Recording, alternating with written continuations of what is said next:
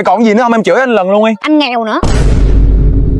Em à, nếu từ giờ anh có cách để dành thời gian cho em nhiều hơn thì có thể cho anh một cơ hội không chứ hả? Anh không làm được đâu. Anh sẽ làm được, em đừng có lo. Em không có lo. Em không có lo nhưng mà anh có lo. Anh lo cái gì? Anh lo Nova. Lo Nova là cái gì? Là Lenovo đó bé. Lenovo IdeaTab với bộ xử lý MediaTek Dimensity 6300, hệ thống 4 loa Dolby Atmos cùng với pin 7040 mAh, thời gian sử dụng lên đến 12 tiếng. Rồi liên quan gì tới việc anh dành thời gian cho em? Vì anh còn có Lenovo Tab Pen giúp dễ dàng hoàn chỉnh bản phác thảo bằng AI, đi đâu anh cũng mang theo được, vừa đi chơi vừa vẽ luôn. Mà anh nghèo vậy tiền anh mua vậy? Anh đâu có mua. Chứ đâu ra? Anh trúng thưởng, anh chơi game Lenovo Tab Pen đó bé. Em thích thì có thể đăng ký chơi trên fanpage của Lenovo. 3 người chơi cao điểm nhất sẽ nhận được Lenovo IdeaTab hoặc Lenovo E310 True Wireless Earbuds đó bé. Ghê vậy?